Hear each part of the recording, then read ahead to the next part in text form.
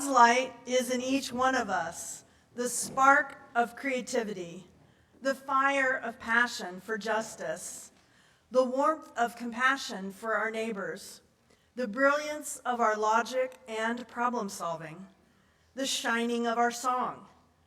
This light must be seen, experienced, felt, and heard. May God's light in each of us guide us.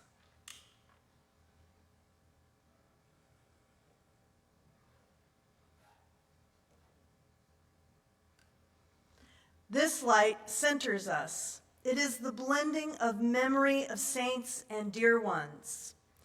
This illumination reminds us that our questions, our creativity, our imagination will guide us as we strive to live as followers of the way of Jesus. Be at peace this day and know that we are the family of God. As you unpack and reframe your drama, pride be with you. As you learn to navigate without fear in this world, pride be with you. As you learn to forgive those who've harmed you, pride be with you. As you bask in the love of this congregation and our Creator, pride be with you. May the heart of peace and joy of pride be with you, and also with you. To those online, we invite you to share this ancient greeting in the chat. For those of you who are in the sanctuary, we invite you to turn to the camera and say hello to all worshiping in digital space this morning. For those in the sanctuary, you are invited to share this ancient greeting with those seated near you. Yay, peace. Oh, peace.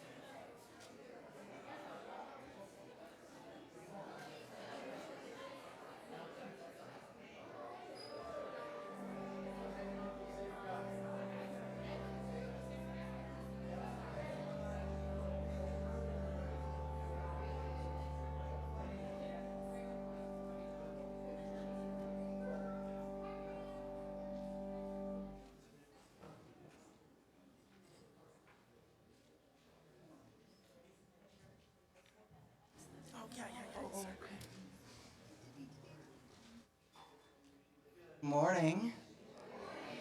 My name is Ashley Quinn. My pronouns are he, him, his, and I am the sabbatical pastor for the summer here at National Avenue Christian Church. And it is Pride Sunday, and we are glad that you are here. And it's fun to look out and see lots of different colors and rainbows throughout the congregation today. So thank you. Thanks for showing up and showing out.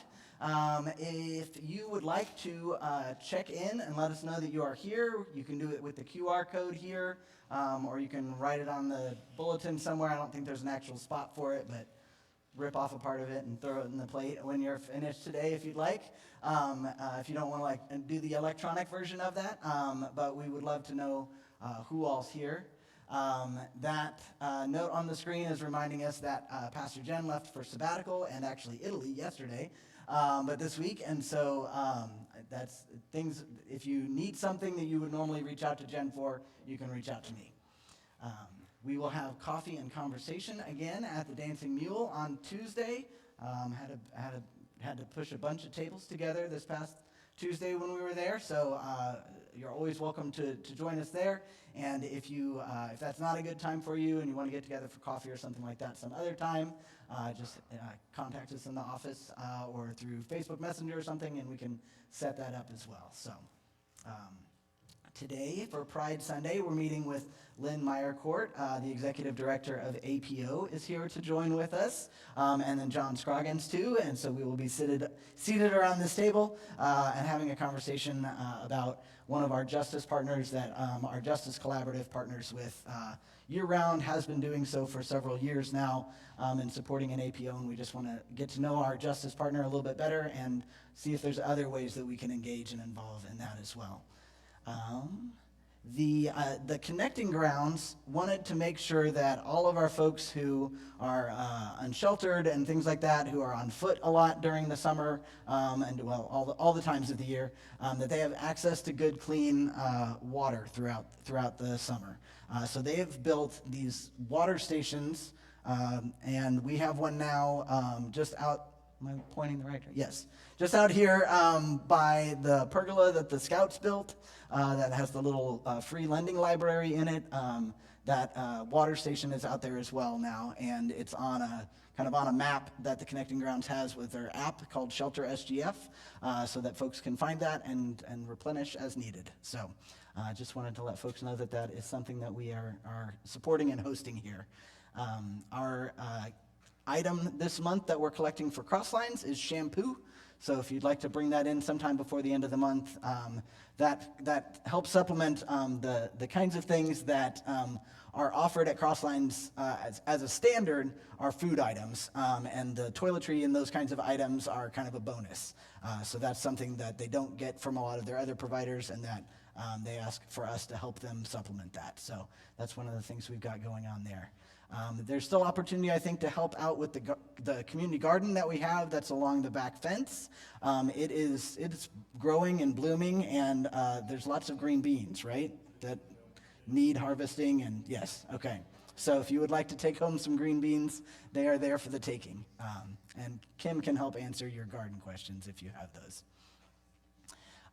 Yesterday we were at Pride Fest. We've got some pictures that we're going to share. We did a pin the horn on the Unikitty, that Haley drew the Unikitty for us, and we had a lot of folks come by the table. We were doing temporary tattoo stencils, and even people who did not sign up to be an artist found themselves to be an artist for the day. So thank you for all of the support. We had a ton of folks helping and supporting with that, specifically with our Justice Collaborative and our Community Collaborative. We handed out lots and lots of popsicles. We didn't hand out all of our popsicles. We have more popsicles available. I don't know why Jody made that face when we did that picture. I thought we were taking a nice smile, and then that happened. It was a really good day, and appreciate everybody who helped to make that happen, whether you dropped something off earlier in the week or whether you were able to join us in celebrating yesterday. So wanted to mention something, and I think we might have missed, if we got this in the avenues, it might have been like after the cut, that like there's only so much of it that fits in the actual email, and then you have to press a button to see more. So if it's there, it's probably there, or maybe it missed it. But anyways, PBS and Ozarks Public Television is doing a presentation about African American history, specifically in the Ozarks in the Springfield area. It's called Generations, and it premieres this Thursday night on June 15th at 8 p.m. And the Wadleys have generously offered to host a viewing party if we would like to get together and watch that together, and then maybe have some discussion afterwards. So that is an option, and if you'd like to RSVP for that, because there's only so many places on the floor and the couches to sit at the Wadleys, so it's not too tight. Like there's room to invite folks, but also we would like to have an idea of how many folks are coming. So if you want to let Lucinda know after service, then that would be fantastic, and we would love to have you. And that's kind of leading into a whole weekend of Juneteenth activities. Juneteenth is now a federal holiday, has been for a couple of years now. So that is Monday is the actual holiday, June 19th. And there's a whole bunch of different kinds of celebrations happening this weekend.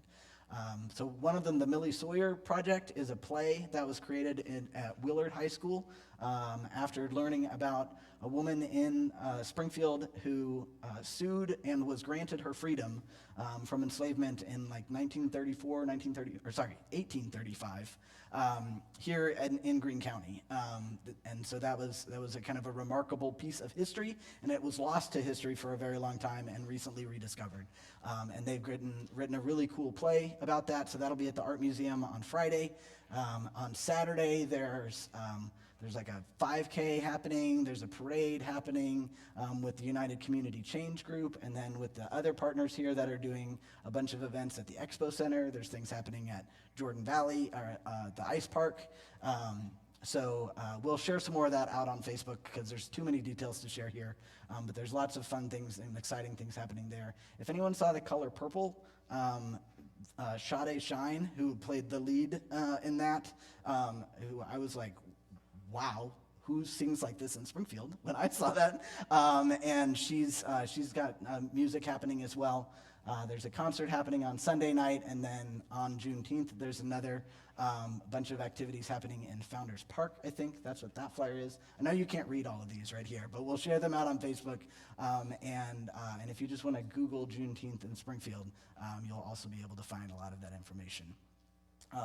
One last piece, it says pilgrimage, which for us is not very far, but there's an Episcopal church, the diocese that's out of Kansas City, is coming down to Springfield, and there will be a presentation sharing some of the history about the lynchings that happened on the square, and that'll happen at noon on Monday, June 19th. So we are invited to go to the square for that educational opportunity as well. And on next Sunday, for our conversation partner, we will have Kai Sutton, who's the chapter president for the local NAACP, who will be seated at our communion table with us to have a conversation. So lots of Juneteenth things happening in the next week. Today, after service, we have a board meeting. So you are invited to stay for that. Those are open to anyone who wants to attend, but especially the board should be there. So we'll be doing that, and we'll have it available online if anybody needs to sign in online as well. And is that the last thing? Yes. So we will now be hearing from some of our ancient traditions. This comes from the Sermon on the Mount. So we will hear now from Jennifer and Kathy. Thank you.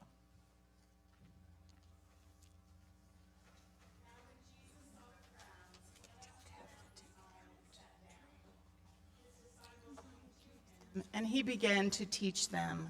He said, Blessed are the poor in spirit, for theirs is the kingdom of heaven. Blessed are those who mourn, for they shall be comforted. Blessed are the meek, for they will inherit the earth. Blessed are those who hunger and thirst after righteousness, for they will be filled. Blessed are the merciful, for they will be shown mercy. Blessed are the pure in heart, for they will see God. Blessed are the peacemakers, for they will be called children of God. Blessed are those who are persecuted because of righteousness, for theirs is the kingdom of heaven. Blessed are you when people insult you, persecute you, and falsely say all kinds of evil against you because of me.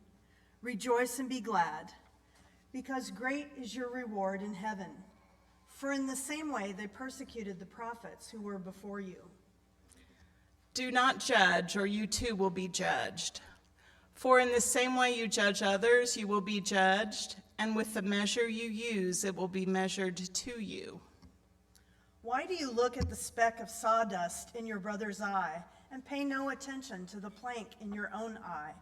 How can you say to your brother or sister, "Let me take the speck out of your eye," when all the time there is a plank in your own eye? You hypocrite, first take the plank out of your own eye, and then you will see clearly to remove the speck from your brother or sister's eyes. A reading to ground us in our tradition and inspire us to dream. Amen.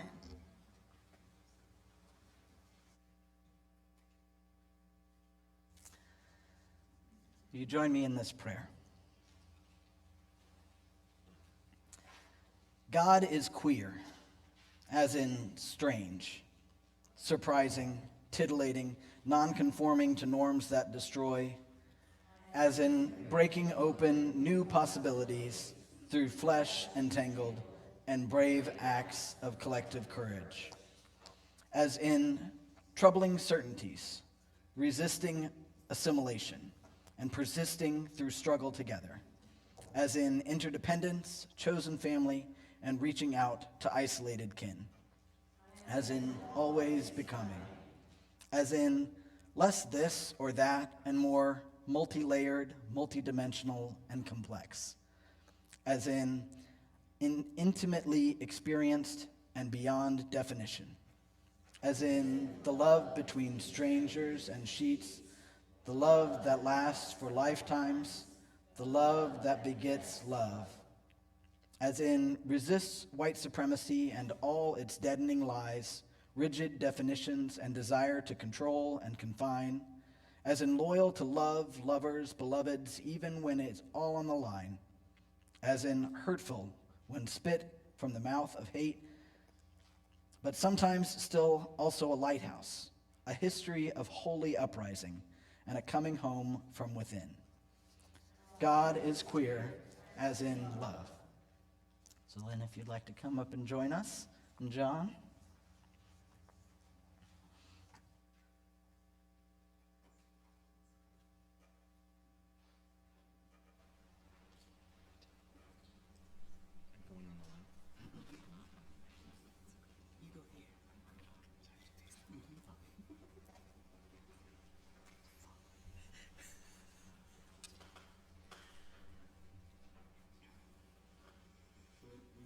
With the mics a little bit to make sure that we're picking up everybody's sound okay.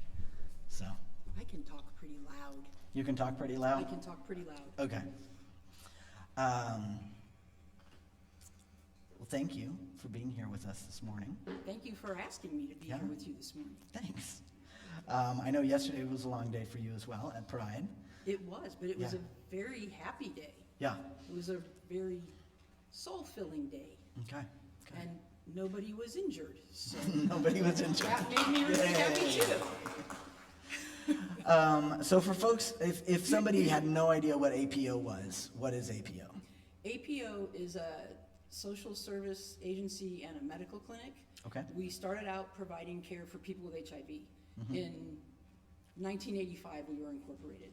Okay. And we started because folks were coming home basically to die with AIDS, and families were finding out, one, their child had a life-threatening illness, and two, their child was gay, because many of these folks had moved away from here. Yeah. So they could live their authentic lives.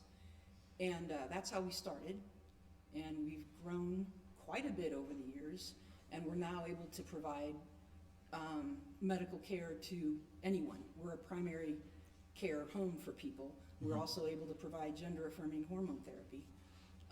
And some counseling, limited. We're hoping to grow that for the population that doesn't have HIV. We already have those services for HIV. Yeah.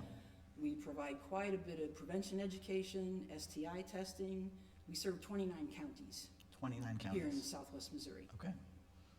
So that's the basics. Yes. But you started off as just a group of volunteers, and John, you were one of those folks Yeah. at the beginning? Yes, so we, it just so happened that there were several of us who were just getting into recovery from addiction or alcoholism, and we needed something to throw ourselves behind that was good and positive and life-giving. And so we found ourselves meeting, we used to have a metropolitan community church, and it was on North Kansas. I'll never forget it. And so we met in the parsonage. And so if you think about it, there was no social media. Facebook hadn't even, I'm sure it had been thought of, but it's like America Online wasn't even around. We had one computer that we shared, and I think there were typically 5 or 6, and at that time, we were all gay men. That's just kind of organically how we formed. And we would use that one computer, and you had to use commands. So it was like Command C, and there was no, email wasn't even a thing. So we're trying to talk to the group. We were like, we'll talk to the AIDS Project in San Francisco, and they shared everything with us. And so I ended up, after we got the official incorporation, I ended up being the education director because they thought that I could take what might be offensive and write it in a way that it would fly in this community. And so we did. We started, and we were AIDS Project Springfield. We focused on Springfield. And one of our big challenges was that our board was comprised of, we were all, again, it was like gay men. And we had attrition because people were dying.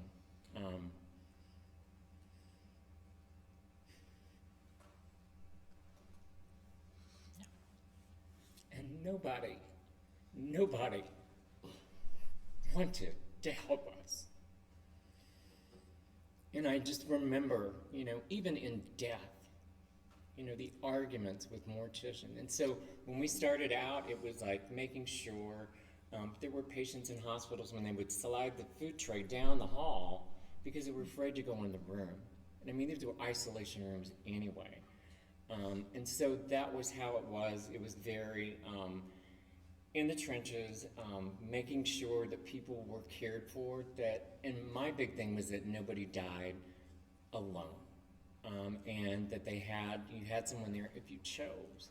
And I remember, I'm firmly convinced that AIDS is what brought about the trend in fashion in the 90s where black was suddenly in vogue, because when I went to Famous Bar to get a black suit, because I was going to a lot of funerals, they said, we don't make black suits.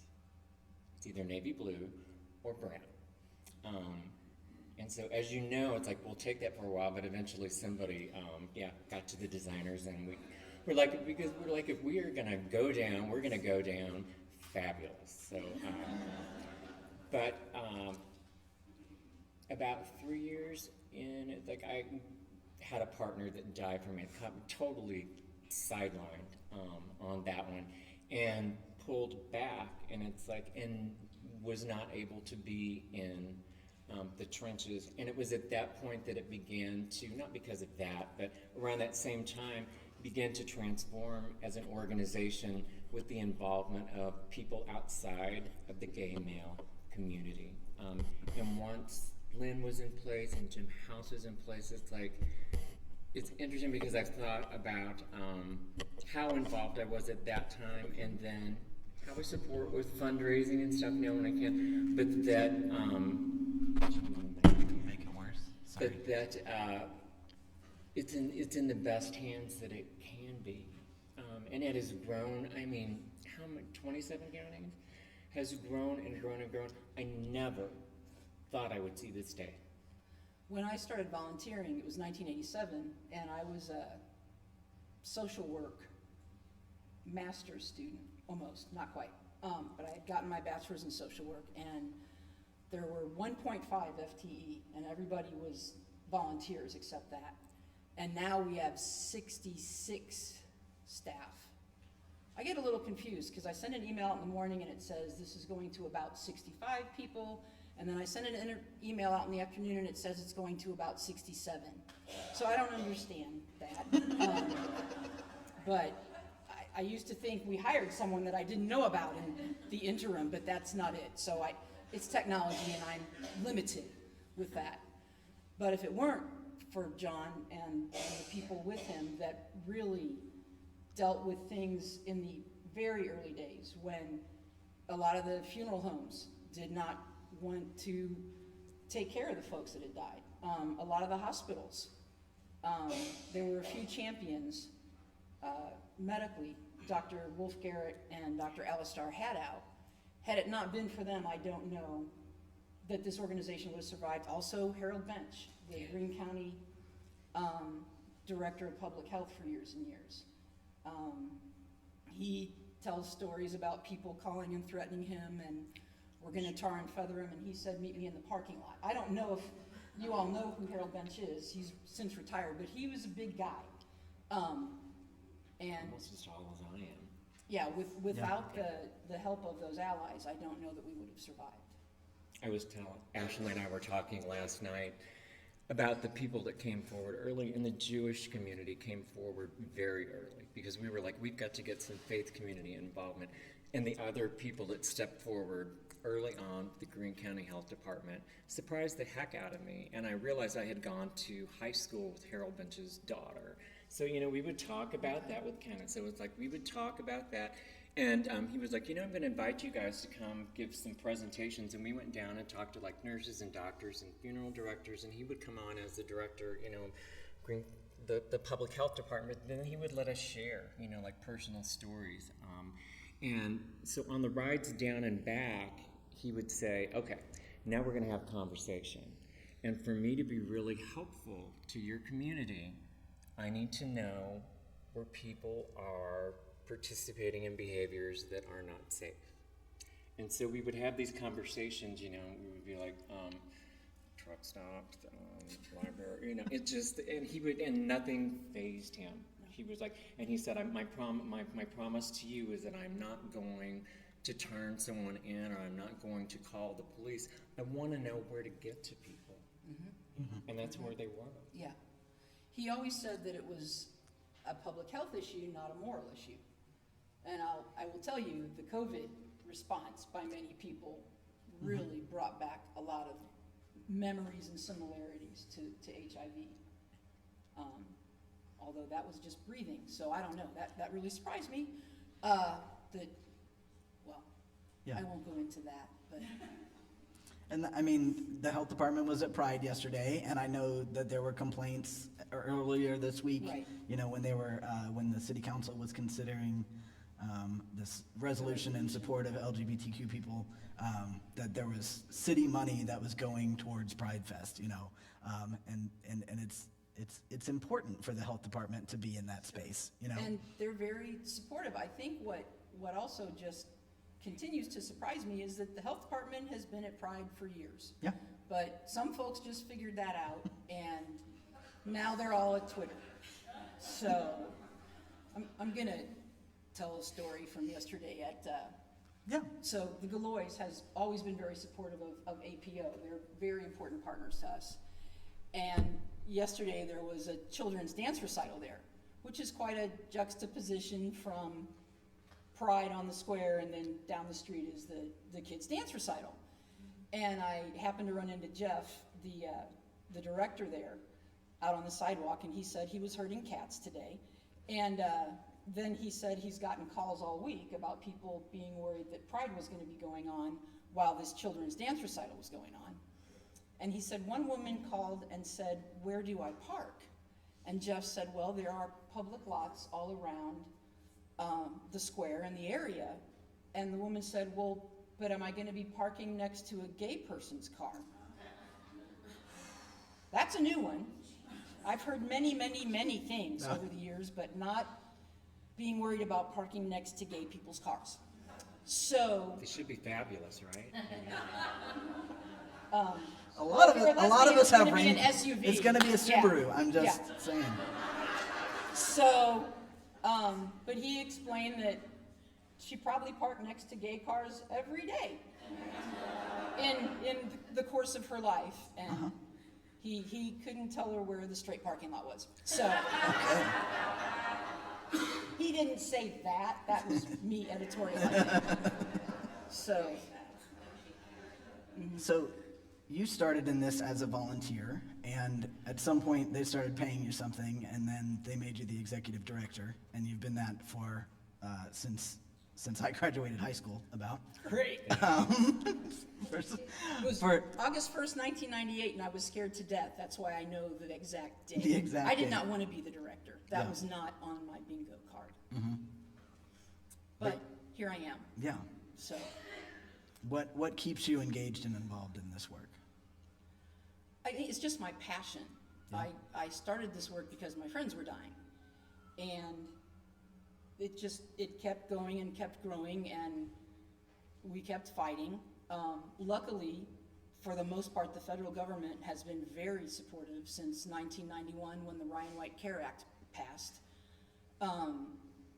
Even during less friendly administrations, HRSA has been very supportive, which makes a difference.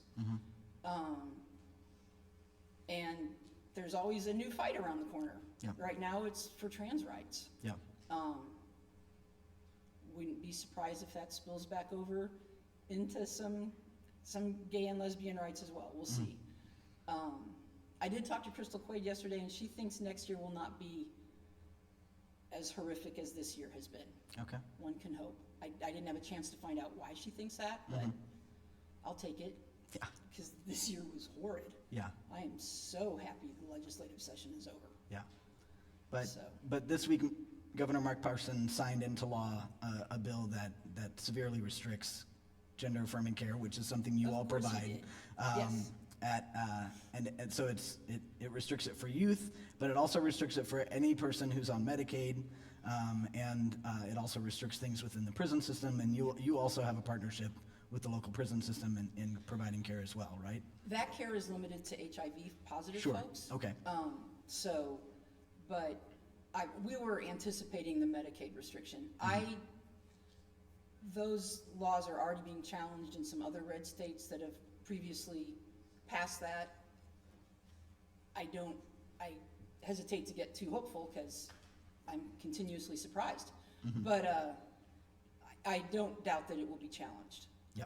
And there was the law in Florida, as it restricts care to minors, has already been challenged, and preliminarily it went our way. Okay.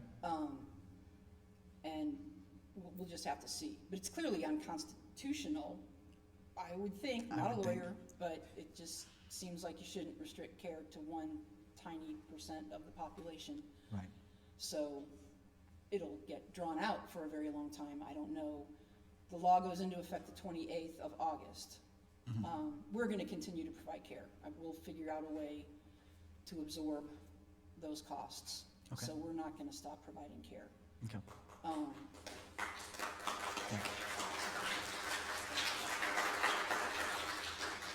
We will have to follow the laws in regards to the minors, because our doctors could lose their licenses, which would do no one any good. Yeah. So, but I believe that will be challenged as well. Yep. So, it's a very strange time we live in. Yeah. Are there other things that you kind of dream of that are on in your future planning, or things you would like to do, or other ways that our congregation could come alongside and participate? I think we would really, really like to be able to do a needle exchange program. Okay. It's illegal right now in terms of paraphernalia, and I don't want our staff to go to jail. I don't want our clients to go to jail. So hopefully that can get passed next year. If they're done with their little redistricting map and persecuting trans people, maybe they'll get some other work done. Yeah. But I think contacting legislators potentially certainly is a way that always can be a partnership. We're always happy to accept donations, be it financial, or we have a personal care item pantry for things that food stamps won't pay for. So laundry detergent, soap, cleaning supplies, personal hygiene supplies, diapers, those sorts of items. And none of our grant dollars can pay for that. Our grants are pretty restricted. Yeah. If you need a doctor and you want to get care with us, you are welcome. So, but I would say those are the ways. Just being informed and and notifying legislators, which can get exhausting, Yeah. especially depending on what part of town you live in. But I think those are all important ways. Yeah. And APO, are you on kind of, there's usually kind of two major health insurance networks in town. People usually are kind of on Cox or on Mercy, but you can do We're everything. in all of those. You're in Things all the have opened networks. up Yeah. quite a bit since that initial time of you had to pick one or the other, and Okay. if you were, nobody wanted to work with us, no one tried to absorb us, surprise, which worked out well, Yeah. because then we could work with both health systems. Yeah. So we weren't knocking on anyone's door Okay. to be absorbed. Yeah. But now, I mean, I couldn't tell you how many insurance networks we're in, because each of them, like, let's say you're in Ambetter, they all have different plans too, Right. so you have to get in each plan. But we're in many, many, many networks, and if we're not, we're happy to try and join. Okay. So we want to be as accessible as possible. Okay. Just for folks who may not know what a needle exchange is, can we, I don't know. For folks that use intravenous drugs, one of the main ways that HIV is spread, and hepatitis C and many other diseases, through dirty needles. Needles that already been used by one person and is going to be used by another person. So we want to provide a place where we can provide clean needles and also take in the used needles. So maybe folks aren't finding them as often in parking lots or playgrounds or that kind of thing. Yeah. So that's what a needle exchange program is. Yeah.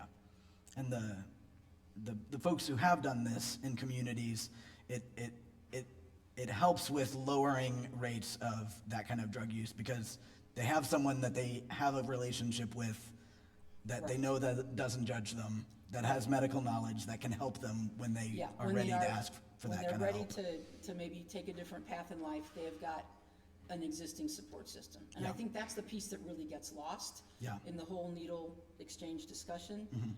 And the idea that a needle exchange encourages drug use is like saying that an umbrella encourages rain. Yeah. I mean, that's not how it works. So that's something that we're very passionate about. We were able to get a grant just a month or so ago to provide Narcan vending machines throughout the area, throughout the Okay. region. And we're really excited about that as well. Yeah. So it says vending machines, there's no cost. Folks can get free Narcan. And if you're not familiar with Narcan, it reverses the effects of an opioid overdose. So it saves lives. And as one of our partners in the community, David Stoker, says, dead people can't find recovery. Yeah. So it's really important. Yeah. I know the crisis cold weather shelter that we helped with over the winter, I know there was at least one time when we used the Narcan that we had on hand Yeah. with folks that were there. And people can having get that. Narcan from us now. Yeah. It's just not in the vending machine, either at our Glenstone location or our APO downtown location. We have Narcan available, no questions asked. We probably gave out as many Narcans yesterday as we did condoms. There were Okay. lots of folks coming to our table asking for Narcan. We restocked multiple times, Okay. so. Now, after this grant's over, we may also ask for contributions to buy Narcan, because I'm not sure yet where that's gonna come from when the grant's over, but we'll figure it out. Okay. Very It's good. kind of our motto. Yeah. I was going to ask, so 1984, we are working with maybe 50, and they did happen to be men at the time. How many people are you serving today? So every year we get to do these reports to the feds that talk about every service we provided to every person with HIV, and we served 906 last year through either our medical clinic or our case management or dental care or mental health care. And there are right around 1,300 people living in our region with HIV, so we provided some level of service to most of them.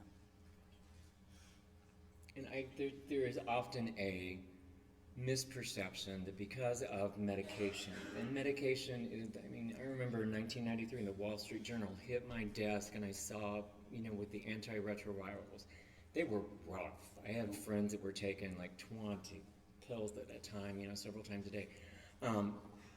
It was rough when we first started out, but there was hope in that. But the thing is that a lot of people think that it's not a problem anymore, that you don't get HIV. Is that true? No. The numbers are dropping. It used to be an average of 50,000 new infections a year nationwide, and now it's down to about 36,000. And people still die of AIDS. If for whatever reason they don't get treatment, they'll die.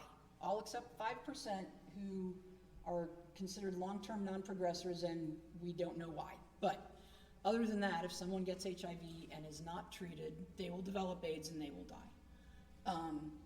And that still happens because folks are too afraid maybe to get diagnosed, or once they're diagnosed, they're so ashamed that they don't believe they're worthy of getting treatment, or they have a mental illness or substance abuse issue that is paramount in their life, and for that reason they're not getting treatment. So it still happens, and we spend a lot of person hours and effort trying to make sure people understand the importance of taking their meds.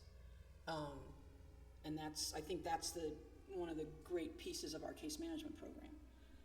Because you've got a person that has a caseload of between 30 and 50 folks, and their job is to work with those folks and make sure, if it means driving somebody from West Plains to Springfield to see the HIV specialist, then that's what we do.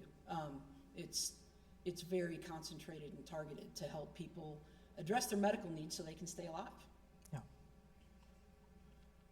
So,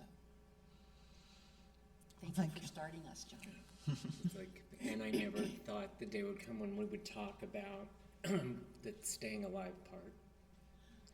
It was not an option at first. It was, so we didn't have a test. There was no way to know who was positive, so you had to behave as if everyone was. And I was telling Ashley, it's not funny, but you have to laugh about it, otherwise you cry about it. My ritual was at noon at lunchtime, I would go to the bathroom of the church that we were in, take off all your clothes to look for lesions in the mirror behind you. Then we found out that we were all doing the same thing, and then we could kind of help each other out, but you didn't know until you got sick that you had this disease. And then someone had the brilliant idea to say they weren't sure what the incubation period was. So for people like me, and at that time I was in my mid-20s, we were looking at the eventuality that everyone you had ever had contact with could have infected you. Yes. And so there was never a sense of hope. There was a sense of you've got to persevere and do the best you can, but I never thought we would see the light of day, ever. Yeah, and in 1996, the really good meds became available, and something happened called the Lazarus syndrome. Because Lazarus, okay, I am not a biblical scholar. You're the first to admit that. But he rose from his deathbed. Mm-hmm. We were literally seeing that with really sick folks. They got these meds on board, and these meds keep the virus from replicating. Because what happens is the virus destroys your immune system. And as it replicates, it destroys more of your immune system, and then normal diseases that we typically fight off on our own take over. And the lesions John was talking about, it's Kaposi's sarcoma, which was an obscure disease that mostly Mediterranean old men got. But without an immune system, folks with HIV and AIDS were getting it. And it could kill you. And it would disfigure you first, which was bad. But those meds turned a lot of things around for people and gave hope. Yeah. We stopped going to lots and lots of funerals every week. And then you had folks that had been ready to die, had been on disability, had not worked for quite some time because they had AIDS, but they were still surviving. All of a sudden they weren't going to necessarily die. And that was a whole new thing to work with, because a lot of folks had run up their credit cards, or they hadn't been working. I'm going to die, what the heck, I'm going to at least enjoy a little bit before I do. Yeah. So there was a whole mind shift then. It's like, oh, not going to die in 2 years from diagnosis. $20,000 And then the HIV system had to adjust because our caseloads were growing, but there was still kind of a steady state because people were going to die, and you would then have more room on your caseload. It's like, okay, we need to do some things differently here. And we were happy to do it, and it's a much better job now that people don't die all the time. Yeah. So it's just been, Because now to with, have the historical perspective. with testing, with the meds that are available, folks who do get an HIV diagnosis today can expect to live basically the same lifespan as Yes. anybody who isn't diagnosed with that. Yes. We have anecdotally seen, and obviously this takes time in history, a lot of folks that are maybe in their 50s and 60s that have been positive for a very, very long time, they're more likely to develop cancer. Okay. And I can't actually tell you what the stats are on that, but we see it. Yeah. So I know it happens. But yeah, if someone comes into our place and tests positive, they leave that day with meds. We start meds that day. They'll see one of our medical personnel, and if they don't have any money, we'll send them out with samples while we're getting them into the case management program, which gives them access to the AIDS Drug Assistance Program, which is a state program. Our state is challenging in many ways right now, but we have been quite fortunate for several decades to have a very supportive state health department, HIV bureau. So, some southern states don't. There are still people dying waiting to get on medication. Yeah.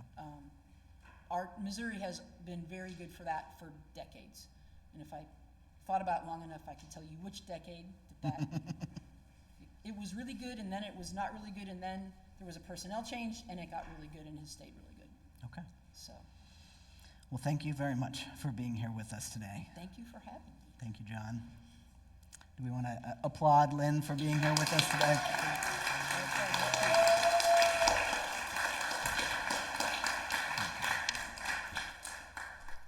And now we get to hear from our choir.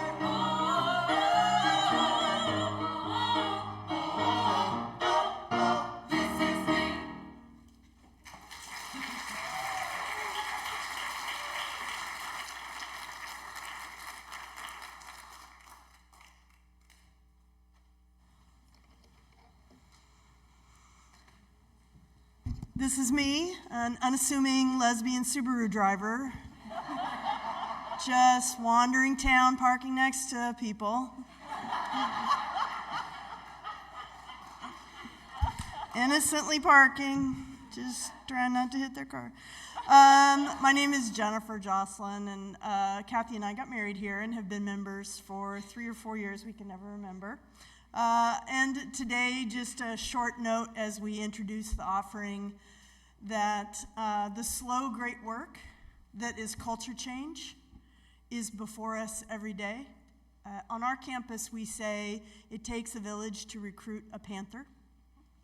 I'll tell you that it takes a village, the wisdom of Dave Derossett, the kind prayers for 4 years of Peter Browning, and many, many, many, many, many people's times to graduate any student, as is the case of every campus here in town and across the country. That slow, great work is 8 to 5, sometimes over the weekends. That slow, great work is listening more than talking, recommending over and over and over the same resources, while students come into themselves, able to accept help or able to reach out or able to go the direction that they are meant to do. The parallels to the slow, great work that we do in our church struck me this morning as I was listening. Thank you so much. And that all you can do is do the work every day. And one of the things I love about National Avenue is that there's so much work happening, work that isn't even seen by everyone. So much work, so much dedication, so much every day. Get up, do it again next week, cook over the weekend, do the work in community, and do the work with one another. And it's often work, but it's also joy. It's also painting. It's also yoga. It's also meeting for coffee. There's also joy. Just like being a Subaru driving lesbian. Sometimes it's the state legislature and you think, I cannot look at the news this week. But then always kind of finding yourself back just to make sure what's going on. And, do you still have civil rights and things like little tiny things like that. But also it's a lot of joy and love. And yesterday, the hundreds of people at Pride was love. Love. I'm sorry it took the few years we have had, but it was love. It was love and joy and happiness and so many happy colors like we see today. So we have all these structures and all this infrastructure to support the good work we do in the community.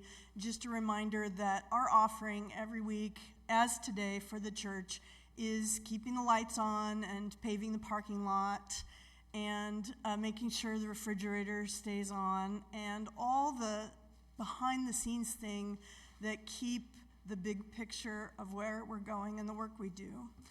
We're beloved, and we like electricity. So thank you so much, and thank you to everybody. And let's see, the offering today is for the church, and our deacons will now come around. That's a clue for the deacons to now come around.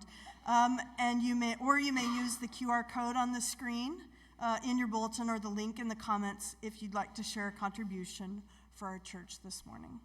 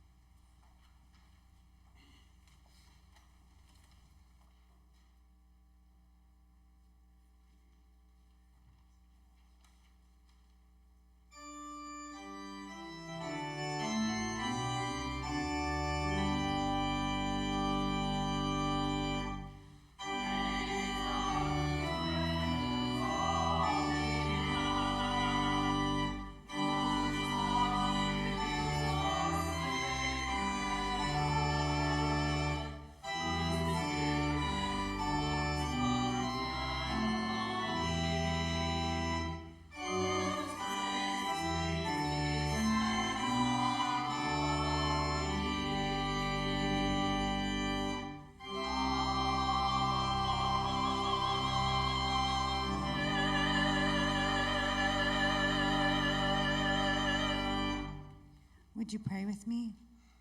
Holy One, we thank you for the many gifts you have given us, a welcoming in this church community, a thirst for justice, and the gifts of time, talent, and resources to help bring about your vision of a just and inclusive world. Take these gifts and use them to create here the reality of that dream. In your many names we pray. Amen.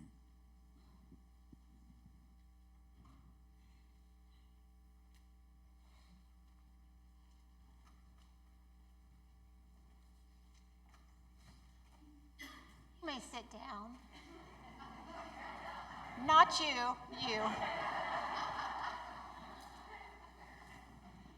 Every year, my hope is to approach Pride learning to be a better ally. A couple of weeks ago, I was in conversation with a dear friend who is, it is fair to say, more conservative than I am. But my friend has a grandchild who came out not long ago and in the process felt that a name change was in order. And as my friend was talking to me about this grandchild, he very carefully and repeatedly used this new name over and over. So finally, I stopped him to take a moment to affirm his willingness to change and to be supportive of his grandchild. His reply moved me, even though I think it was exactly what any good parent or grandparent would say. He said, "All we want for our children is for them to be happy and healthy." So as we do our best to live the way of Jesus, I am reminded how he referred repeatedly to the Spirit of God as a good parent, moving his disciples away from the still pervasive idea of God as judgmental and punishing. So remembering Jesus today at this table, we can remember this teaching that God's desire for us and for all our siblings is simply for our happiness, and health. And hopefully, that will help us learn to be better parents, better allies, and yes, better Christians. May it be so for us.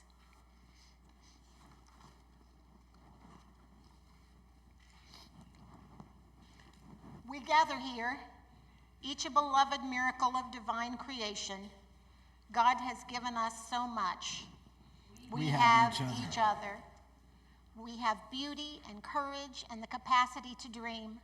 These precious lives of ours, so short and vulnerable, they are meant to be lived abundantly, rich in joy, meaning, and connection. We know, however, that forces of evil work to suppress God's intention for our lives.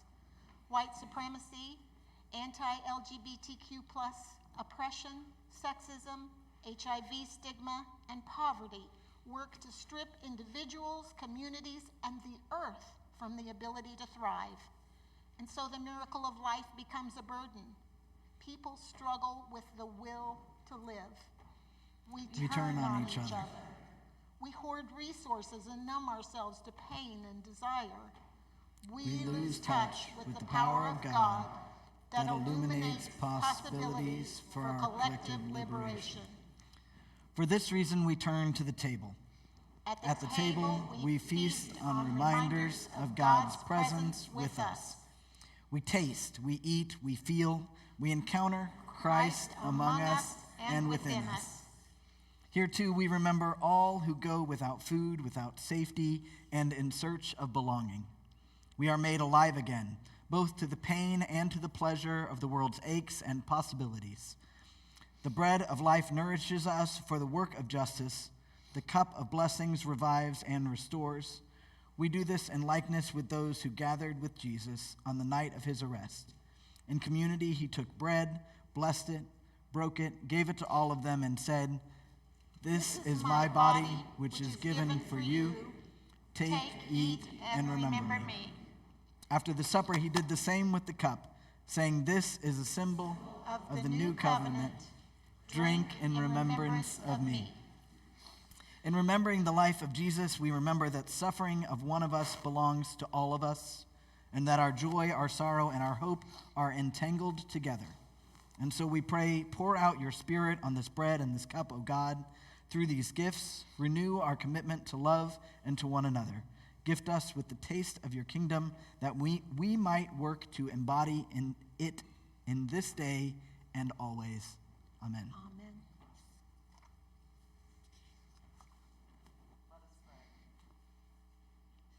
Thank you for this Sunday to celebrate that being true to your gender and who you love makes you another loved person of creation.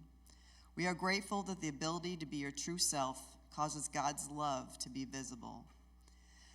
Be with most of us who are recovering from the pain and judgment of religious institutions and loved ones who question our beliefs. Please be with those who are currently living in fear and are being persecuted for having the wisdom and bravery to be their true self. Let those who hate have that burden be replaced with love. As we gather around the table today, help us to move to actions that let us all live life to the fullest and hope that it will get easier. Amen.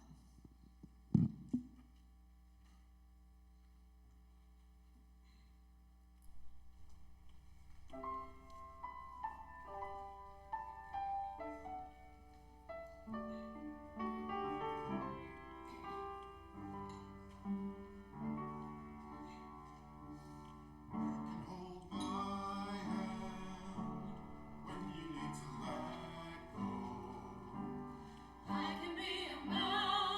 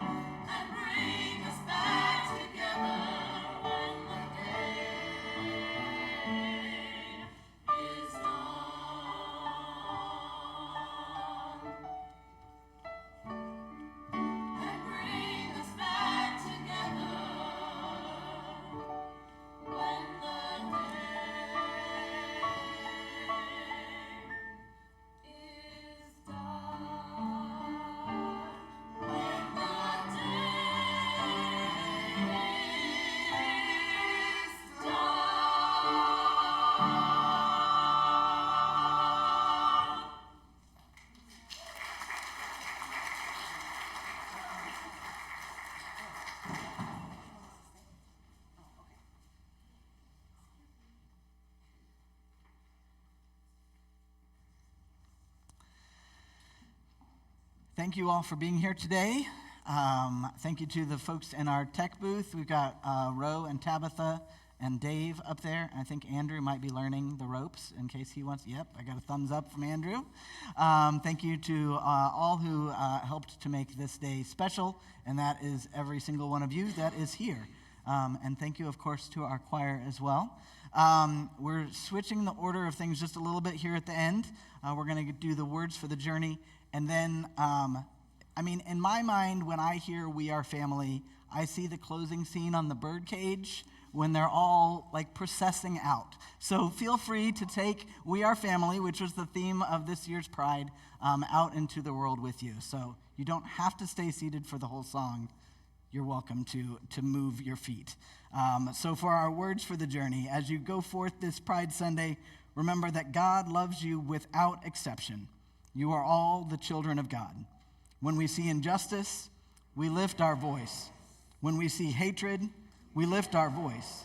When we see prejudice, we lift our voice.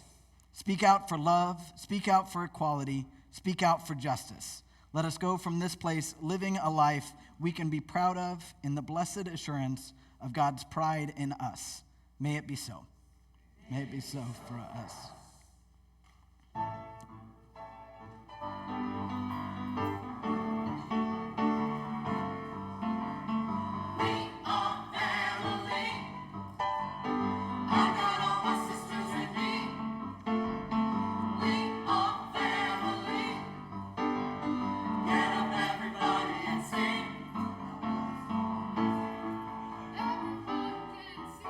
Together as we walk on by, and we flock just like birds of a feather.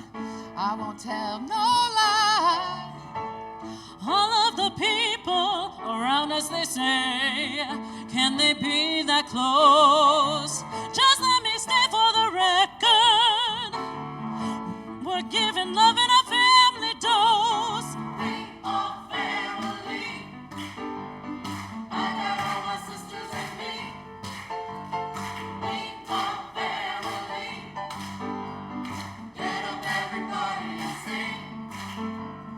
Living life is fun, and we've just begun to get our share of this world's delight.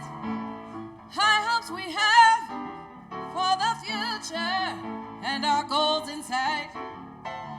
No, we don't get depressed.